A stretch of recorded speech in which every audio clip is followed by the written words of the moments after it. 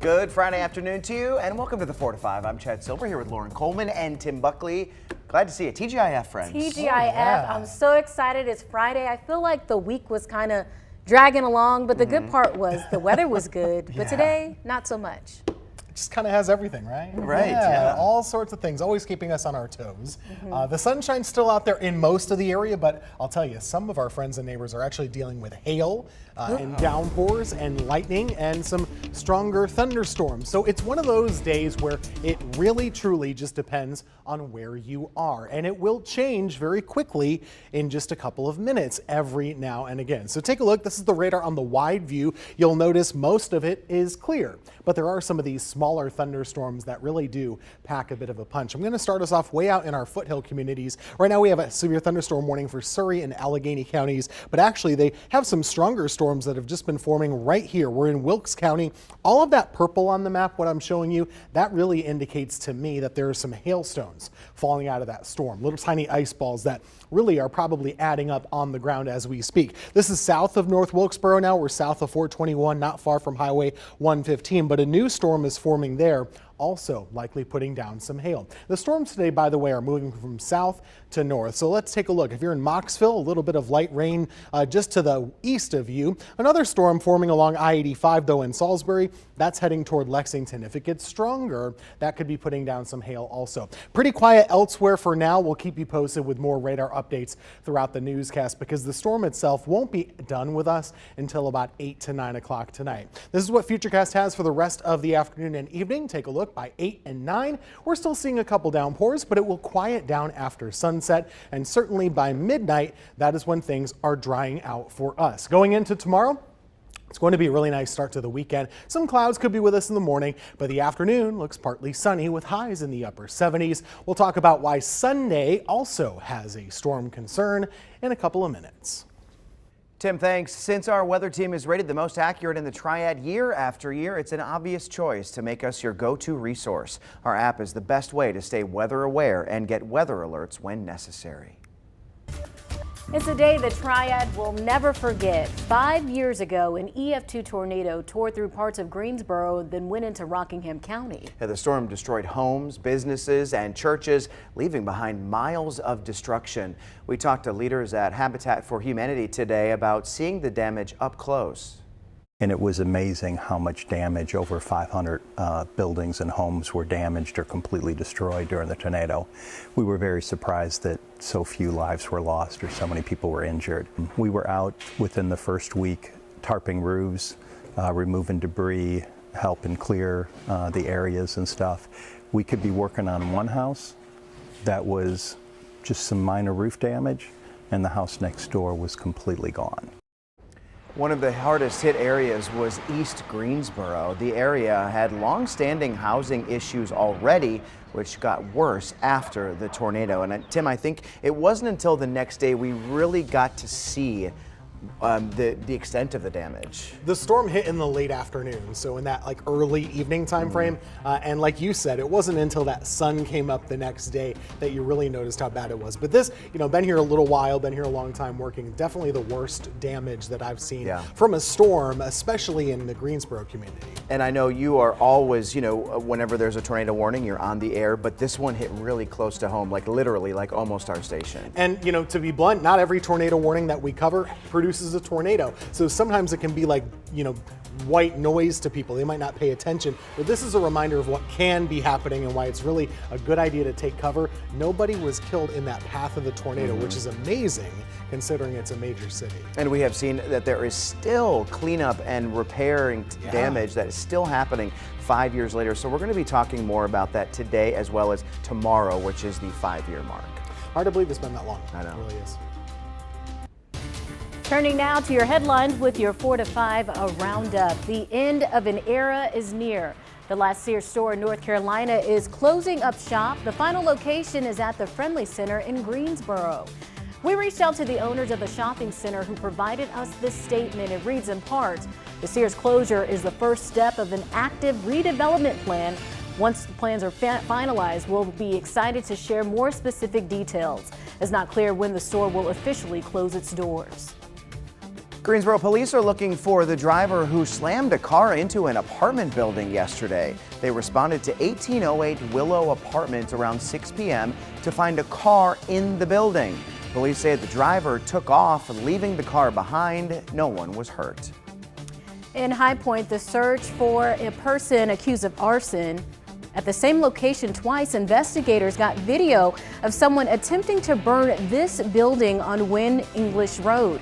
Yesterday, it was 2 weeks prior, they say someone lit a gas can in a crawl space at the same building. Both incidents caused more than $70,000 worth of damage.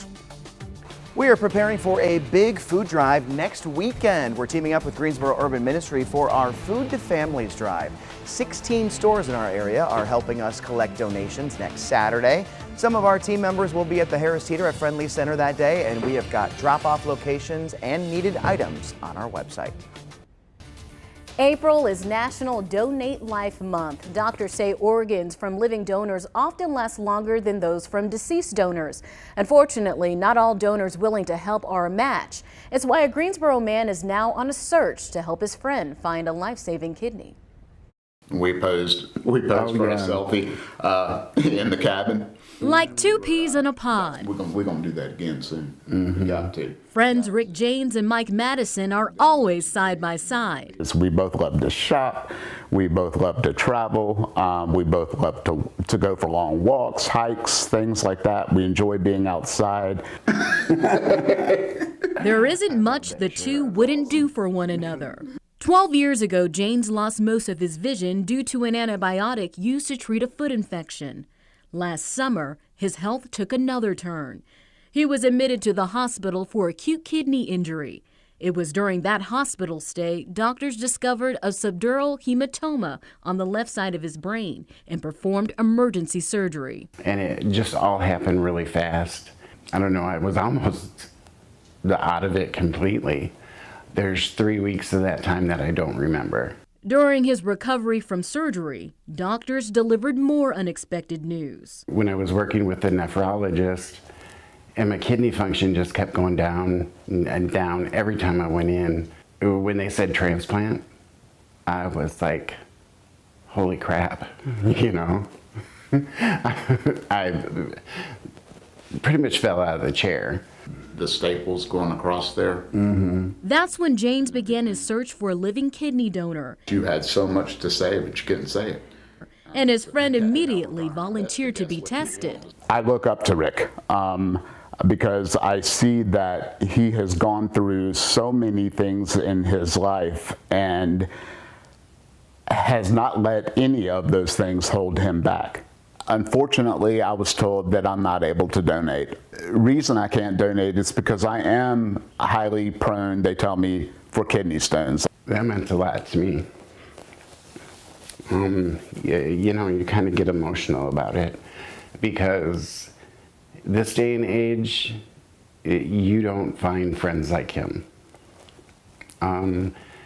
Everybody's so involved with their life and you know, what they're doing, that they kind of overlook everybody.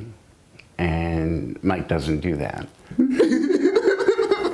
For now, the search for a kidney continues. With the support of his family and friends, he's not giving up hope. Currently, there are more than 3,700 North Carolinians waiting for a life-saving transplant. To learn more about how to become a living donor, just look for this story on our website.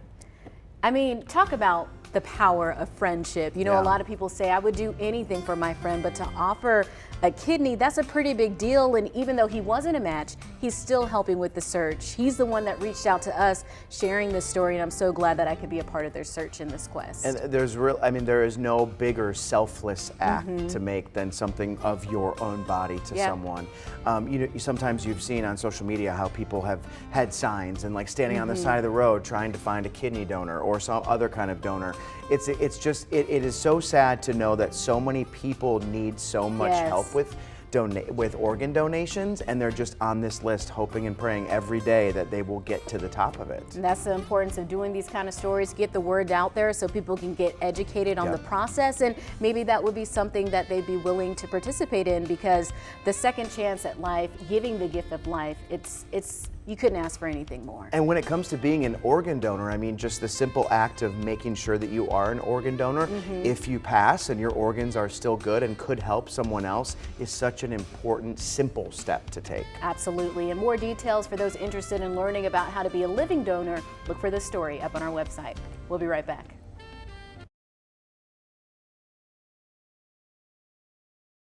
Hello, 1, 2, 3, 4. How now, brown cow? Manning is attaching. Hello, brown cow. Hi. What's up? No, I have not gotten the chance to do that. 3 minutes is a lot more than I anticipated it being, so hooray. Tell me.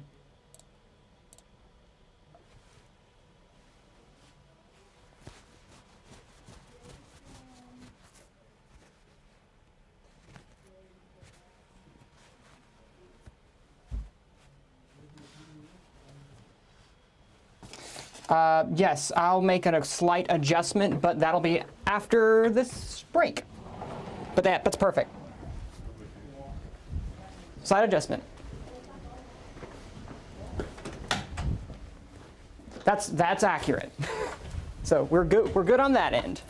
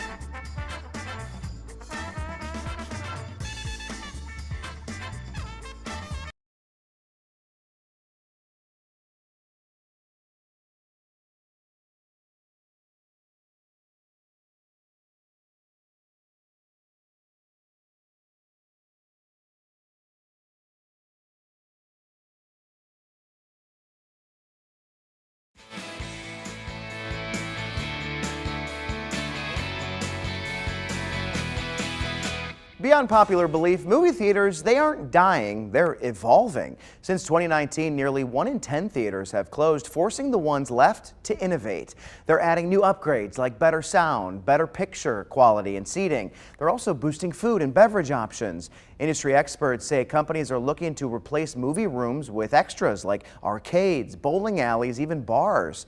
We're seeing similar efforts at the Brassfield Shopping Center in Greensboro. We've told you how new owners are revitalizing its old movie theater into a golden ticket cinemas. Owners hope to have it open sometime this summer. With this in mind, I asked you all on Facebook, what do you enjoy most about going to the movie theater? Our very own Megan Malaire says buttery, salty popcorn and snow caps. Jerry said being with my wife, seeing her jumping, grabbing me and telling the people in the movie to run. Bennett says the monster sounds and the big screen plus the comfort of the seats. And then Adam said getting an unobstructed view of the screen. And then Rhonda says haven't been in a long time. Fire Stick is my friend. I am a freak for the popcorn. Yes, yes. And you know what? I really like the movie theaters that allow you to put your own butter on. Because I just go You have wild. a certain way of doing it. No, I just use all of it. You know what? Listen, it all depends, if I may say. Like, I've been to an AMC, I've been to a Regal. Regals, sometimes, they don't let you do it.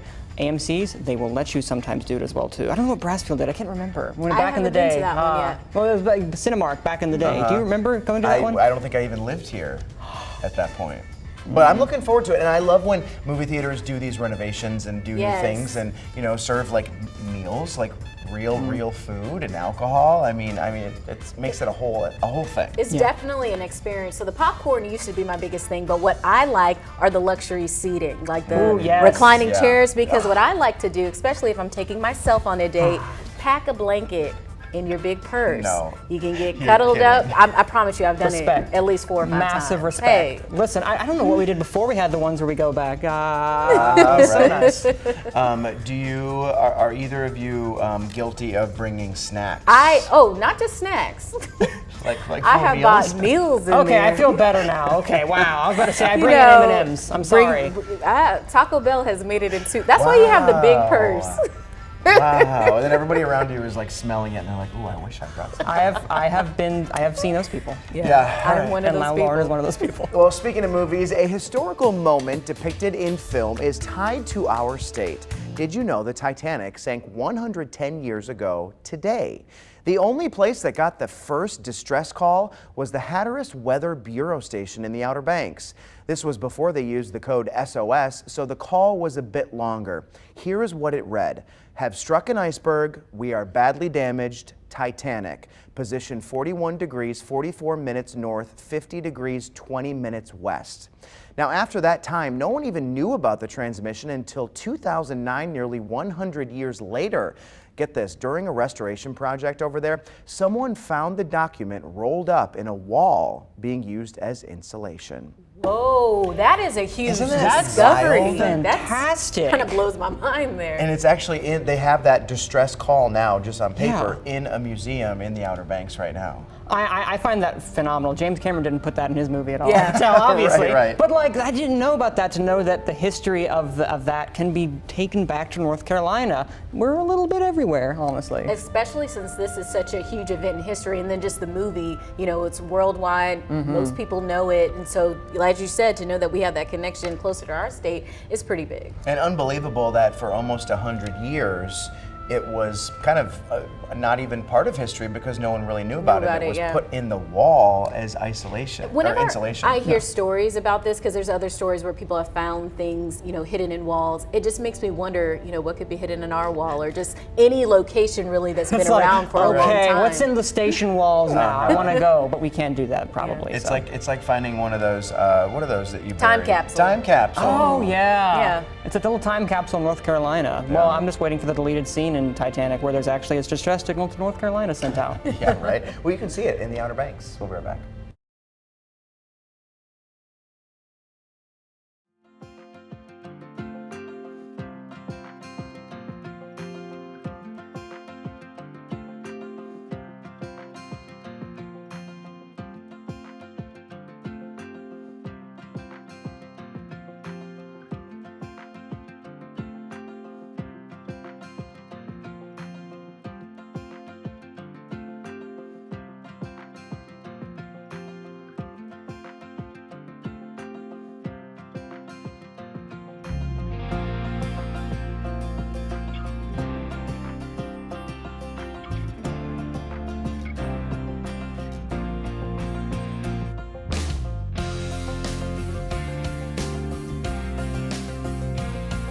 Give them something to talk about. I will let y'all do Wait, this. is that Music Micah? festivals. Yes. Yes, always. I pretend like it always is.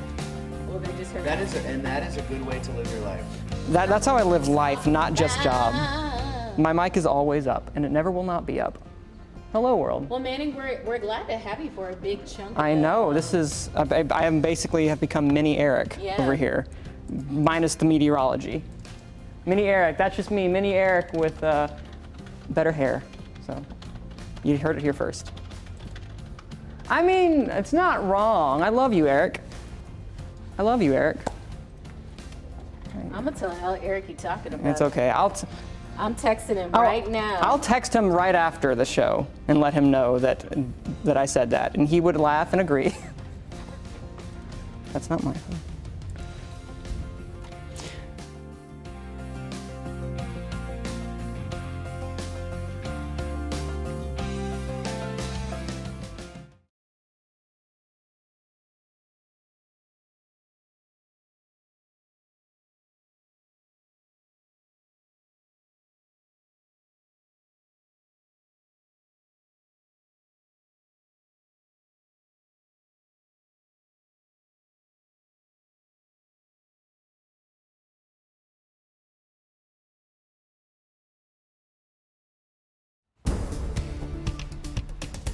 All right, well, I've got to tell you, if you are not caught up in a storm right now, you are having a beautiful afternoon. It's gorgeous outside right now with sunshine and temperatures pretty much in the 70s. It's a really nice day. However, we do still have to follow some of these storms pretty closely because the ones that are out there, the few, they are packing a bit of a punch. We have downpours scattered about the region, and yes, a lot of them are producing lightning and hail and some gusty winds as well. I'm going to take you first off out to the foothill areas. This is Surrey County, that's Wilkes County. Notice the downpours, there are lightning strikes in there too, and if you zoom in, you'll notice how they really do have very, very heavy rain, and occasionally I've been seeing signs of hail out of those storms. That was in Wilkes County. Now, a little closer to the heart of the triad, this is Davidson County, right along I-85, Mocksville right there. This is Iredell County near Statesville. A couple of other stronger storms with some lightning and gusty winds, but there could be a little bit of hail in the center of this storm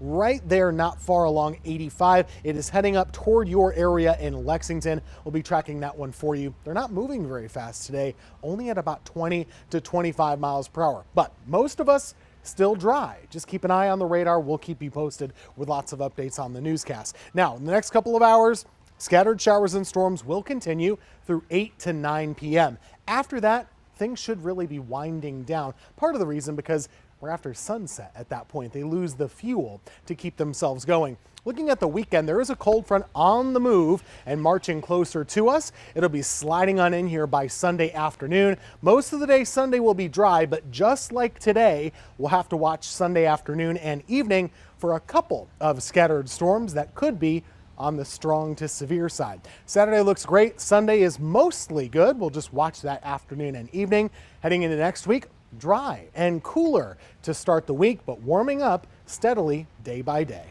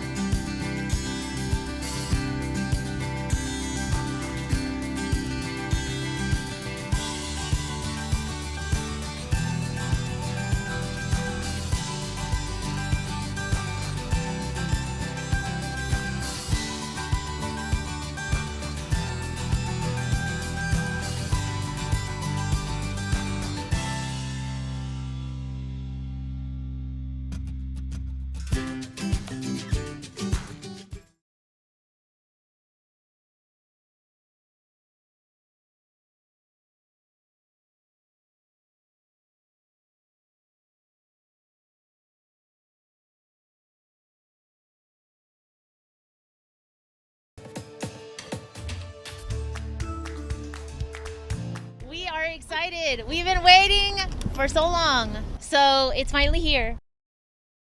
Millions of Coachella fans are gearing up for one of the biggest festivals ever. People from all over the world are heading to Southern California for a weekend of music. The lineup includes top acts like Bad Bunny, Blink-182, Travis Barker, and Pusha T. Some are planning to stay in hotels or villas, while others opt for the great outdoors. The camaraderie is stronger, you're closer to the festival. Really just want to be immersed with my friends, you know, nothing beats sleeping with them next to each other in sleeping bags. We actually have one sleeping bag for all 4 of us. You get to meet people from all over the world, you get to interact with them. You just get to be with all your friends in one little spot. It's great, like no one has to go anywhere. Whether lodging at the Four Seasons or under the Night Stars, festival goers insist the memories will last a lifetime. One of the biggest emerging music festivals recently wrapped up east of here. More than 100,000 people attended Dreamville Fest in Raleigh. North Carolina rapper J. Cole launched the first festival in 2017. It's grown into one of the most anticipated weekends for music lovers. Besides J. Cole, other performers this year included Drake, Usher, and Lil Wayne. The FOMO that I had looking at my Instagram timeline, because I saw people that I know from college and from just life at both of those events. They looked like they were having so much fun. And then with Coachella, I love the costumes and the outfits that people choose to wear. Yeah. But it just looks like so much fun. And that's the thing. This is where I'm going to have to let you guys do the talking. I'm not a music festival guy. I love going to a concert. Kimmy has gotten me into going to concerts more, but I'm a film festival. I'm on brand too much. I apologize, but I'm sure you've had some stories, right, Che? A different type of festival, Different type of festival, Yeah. agreed, yeah.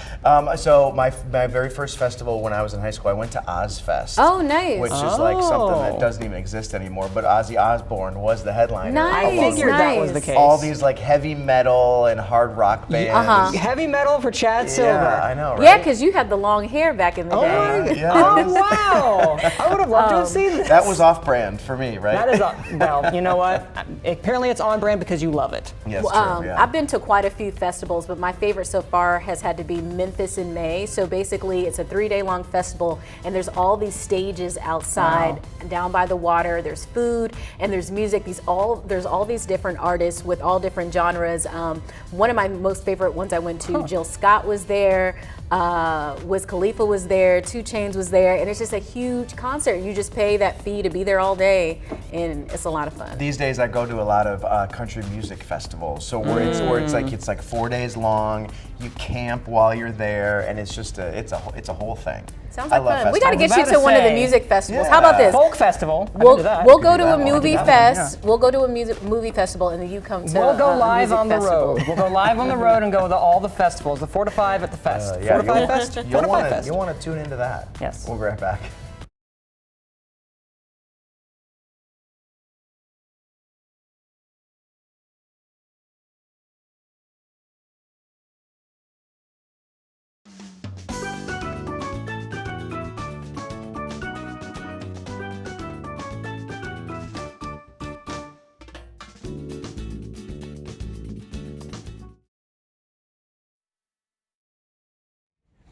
Hey guys, cold milk and an Oreo cookie, they forever go together like a classic combination.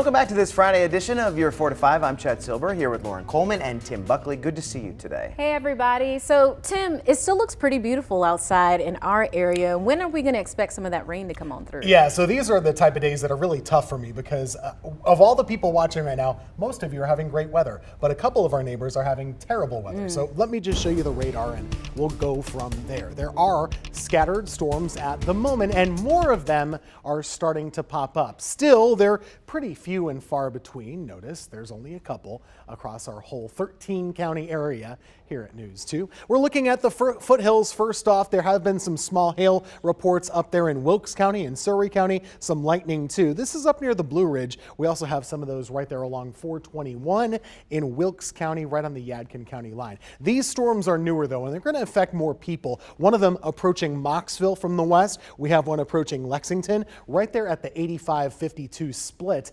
in Davidson County, not far from High Rock Lake. The purples, that's not a good thing to see. That usually indicates we have some hail falling from the sky in this thunderstorm. There, of course, are several lightning strikes too, and we can give you a 3D view of these thunderstorms. And right now, I'm kind of measuring the cloud at about 30,000 feet tall, but that purple color goes up into the storm. That's the hail that's forming and falling out of the cloud, and that's not a pleasant drive right now on I-85. The motion on these storms is to the north and east, but it's pretty darn slow. Usually, they track 40-ish miles per hour. Today, they're only going at 20 to 25 miles per hour. So that means if you get one, it'll last a little longer and you'll pick up a little bit more rain as well. I'm going to track the radar through about 8 to 9 o'clock tonight. You can too, by the way, on our News 2 app and also on our website with the interactive radar. The good news is that this is all pushing away by tonight. And heading into tomorrow, you're going to be left with a lot of sunshine. It's a pretty nice Saturday, a little muggy for April,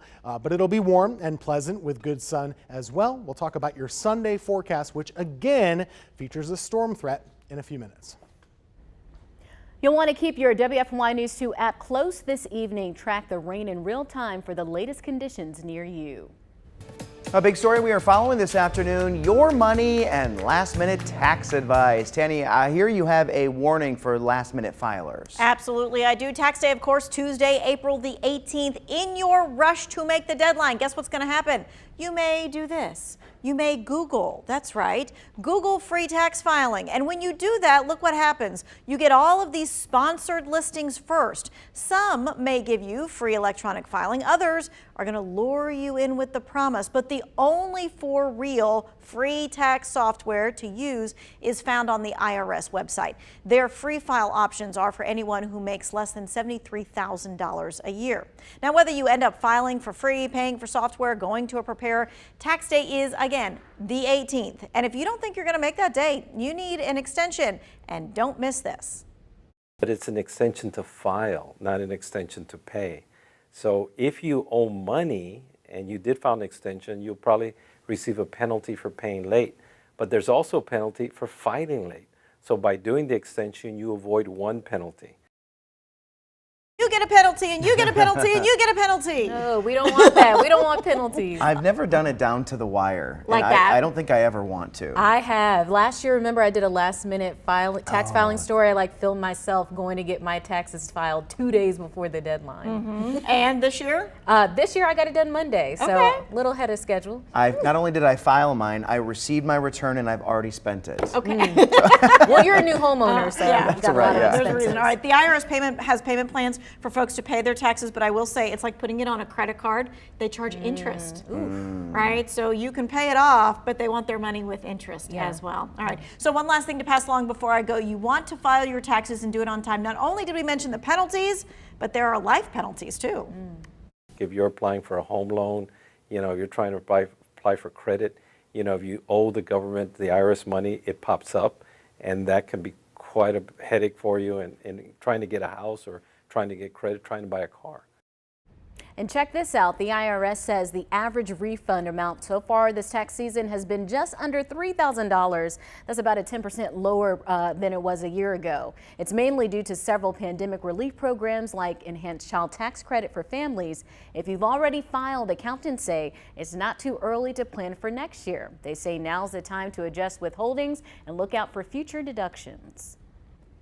All right, time for your 4 to 5 roundup now. First up today, the Department of Justice is planning to ask the Supreme Court to weigh in on the legal battle over an abortion pill. Earlier this week, a federal appeals court temporarily preserved access to mifepristone.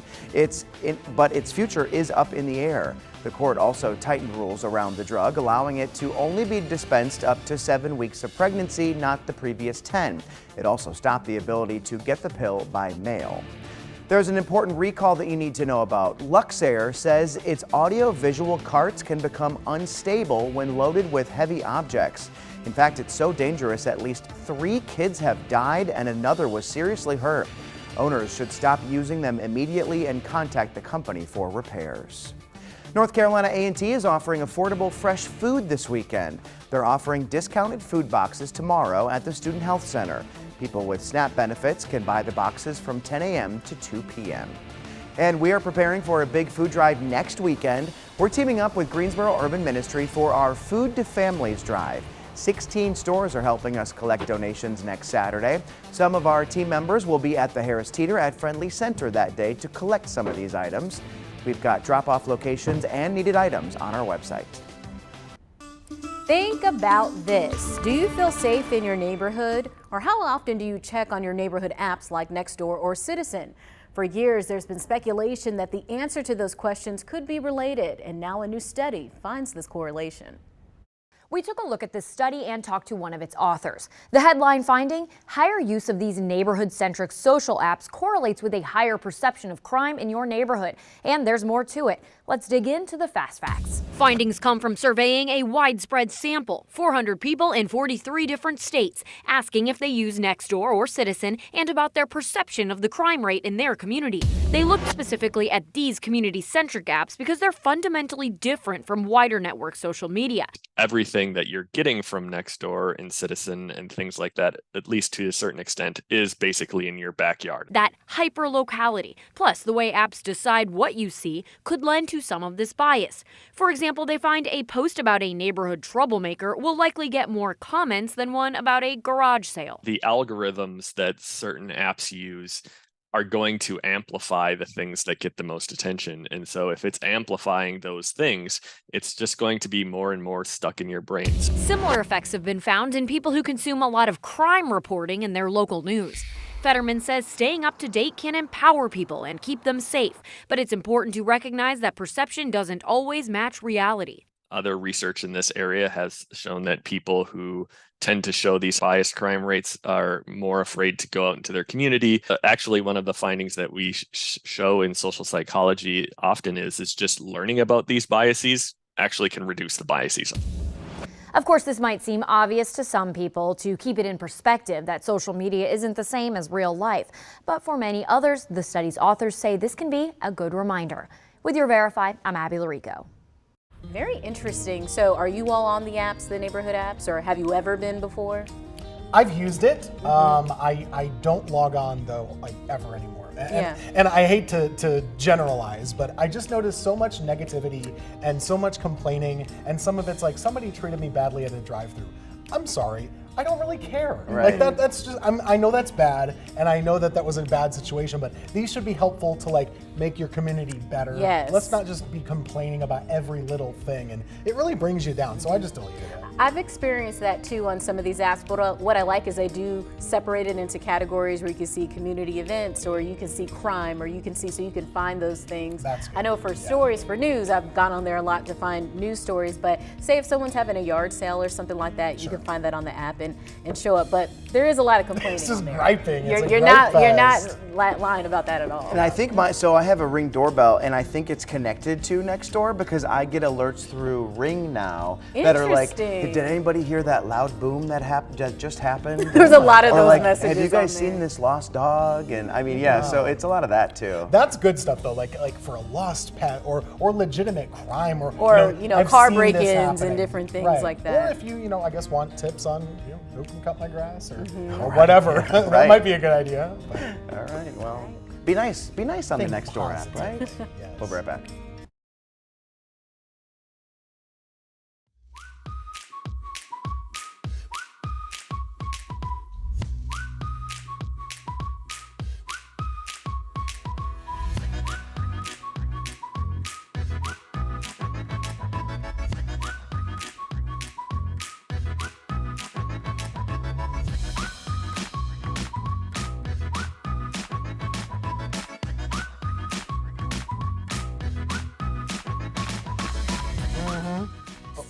Well, hey there. Hey, will you? I can hear you. Yes, what's up? Will you let us know when you ahead of time before you bring it up? Are we still Say that again. Because I can't share my. Yep. It is part of the same system, yes. Yep. Yeah, no problem.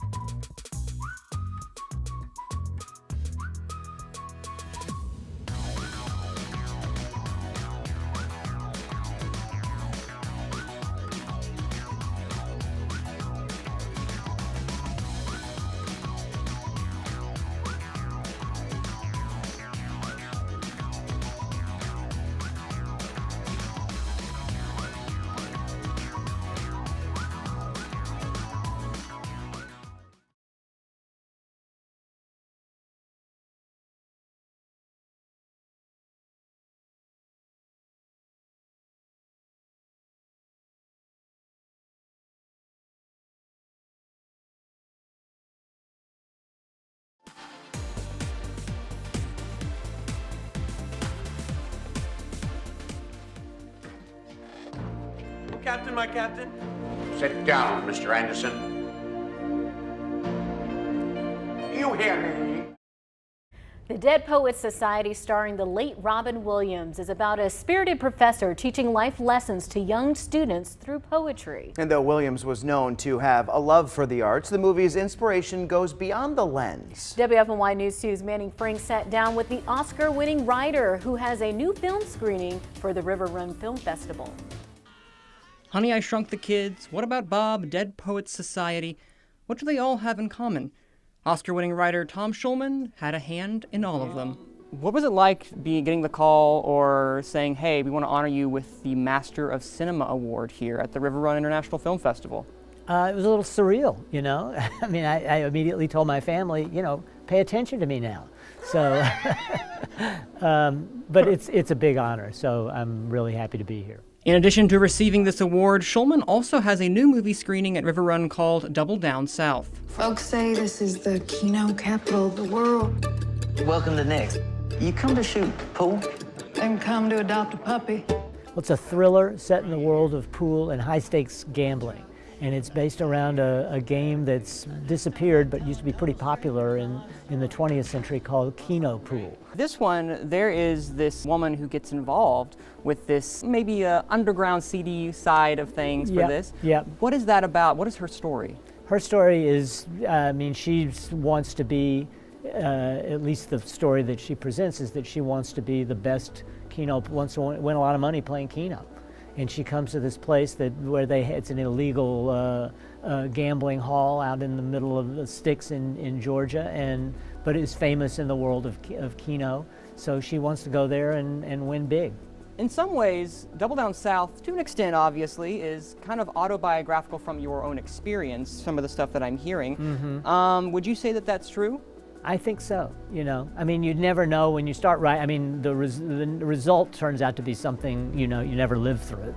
But the elements are all, for instance, there are 3 characters named Nick in this movie and that run the pool hall. And at 20th Century Pool Hall in Nashville, when I was growing up, there were 3 Nicks. Now, so they're all named Nick? All named Nick. There was Young Nick, Old Nick, and Middle Nick. And we have the same thing in this movie. Say the first thing that pops into your head, even if it's total gibberish. Go on. A sweaty tooth madman.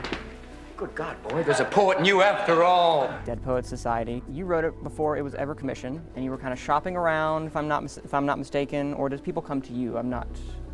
For that script? Yes. That script. No. I was, sort of living screenplay to screenplay, and had a couple of screenplays turned into movies of the week, and but nobody was knocking down my door for anything. So but I very much, I'd been working on this idea for a few years and finally decided, okay, I'm going to write it. And when I finished it, my agent at the time called me at 2 o'clock in the morning and said, wow, this is an amazing script, best script I've ever read. Come to my office tomorrow morning. So I got there and he said to me, I love this, but I can't get it made. And I said, why? He said, it's a boarding school, it's all boys. Nobody's going to make it. If you want to get it made, you're going to have to get another agent. I don't think anybody's going to get it made. And I wasn't willing to do that, so I shopped around, finally got another agent for it, and a couple of years later, it did finally get sold to Touchstone Pictures, and eventually, a couple of years after that, made. His parting words to young filmmakers.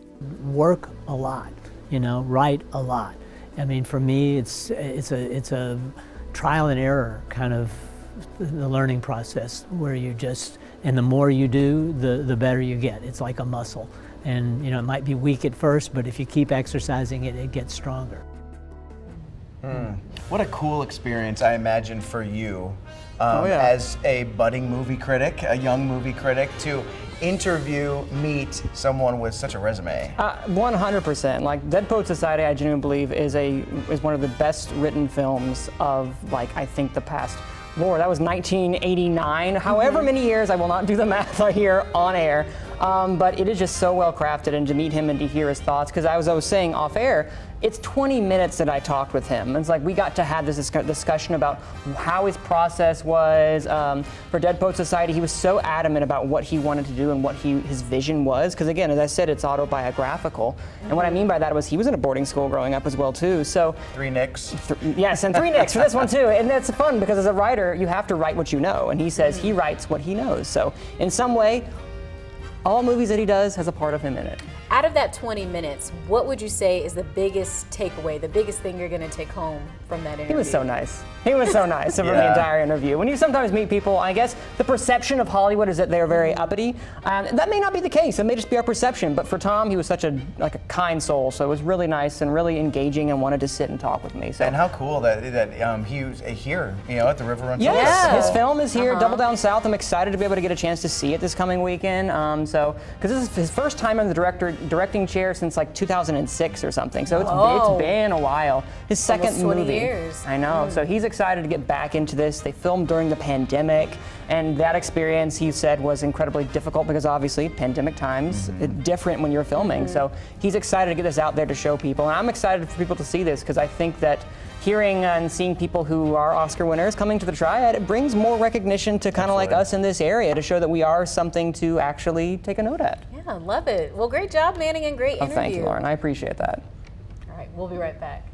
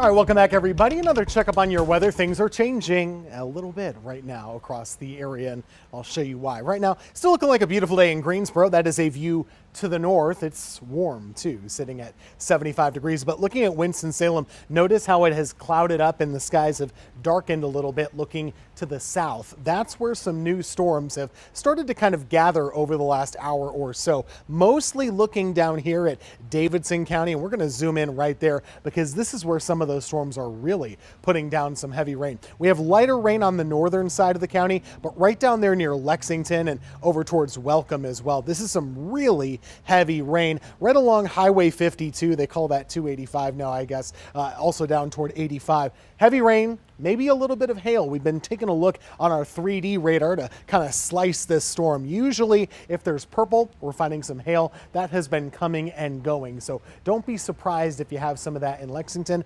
Otherwise, you're at least going to have lightning and downpours. And these storms are not moving quickly. They're slow. So if you get the rain, you're probably going to get a good amount of it. We're in Randleman now over in Randolph County, a tiny little thing, but it's a downpour nonetheless, right at the split between 74 and 73, not far from Randleman Lake and our News 2 transmitter down there too. Surrey County, you've been getting it for a while. Same thing for Wilkes County. Very heavy rain, some gusty winds and lightning strikes as well. When's it going to hit you at your place? Well, that's the big question, isn't it? These cells are scattered. They will not hit everybody, but we'll have that chance as they move off to the north and to the east through about 7 to 8 and 9 o'clock tonight. After that, we're mostly looking at lingering scattered showers through around midnight or so. And then after midnight, we're mostly going to be seeing dry weather heading into tomorrow. That low pressure area that's causing this will be scooting out of the way, so tomorrow's a dry day of weather for the most part. And looking at Sunday, that's the cold front. It's going to slide closer and closer to our area. I'm really expecting a chance of a couple of thunderstorms for Sunday afternoon and Sunday evening, but the bulk of the day will be dry. So looking ahead to your weekend, tomorrow, mostly a dry day of weather, just a tiny chance of an afternoon shower. We'll be in the mid and upper 70s. As far as Sunday goes, it's a warm one as well. Temperatures will be warming in the afternoon with a chance of a late day shower or storm. Highs will be right around 79, and one of those storms could be strong. Next week looking dry and cooler across our area.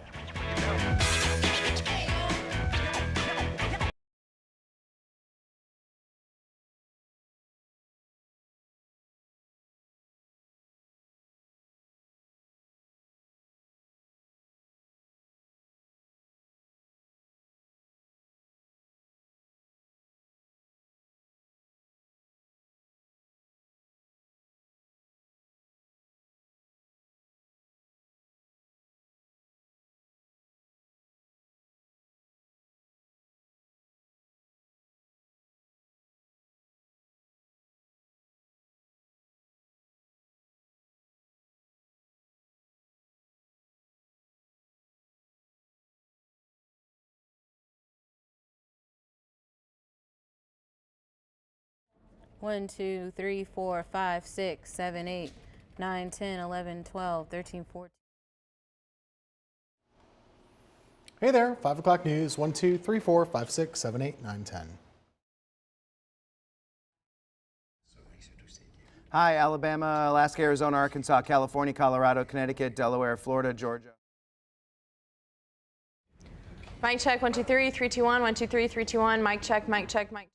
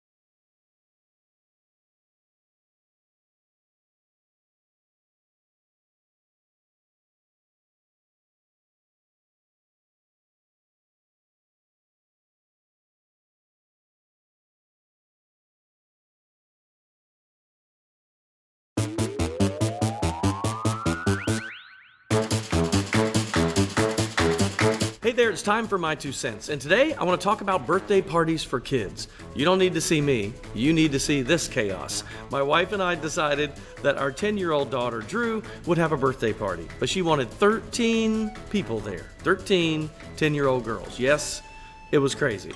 So, everything from, we had to keep them occupied, right? So everything from decorating pillowcases. We gave them fabric markers and bought them pillowcases and pillows and said, have at it. That occupied them for a little bit, kind of kept them a little busy. Then we had pizza, so that was good too. But we thought, let's keep it outside, right? We were in the garage. We even put up a tent in the backyard. Now that was a good idea because they were running in and out of the tent until they decided that they would do the confetti streamer popper thingies inside the tent.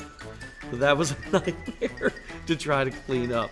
And they would come up with things on their own, like this cracked me up. They stood at the bottom of the driveway, and when cars would go by, they were jumping up and down and yelling honk until the car would blow their horn. Yep, it's the little things, but the bottom line is they had an absolute blast. Even though I say, don't know if we'll have 13 kids again over for one party, Drew loved it, and that's really all that matters. At the end of the day, when that little girl looks up and says, thank you, Mom and Dad, you know you've done something good. It was fun, but it was a mess to clean up. That's just my 2 cents, so that's your 4 to 5. WFMY News 2 at 5 starts now.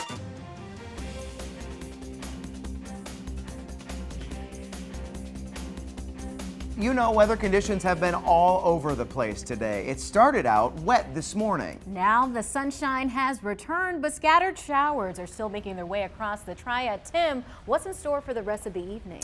Yeah, well, I'll tell you, we've already seen several storms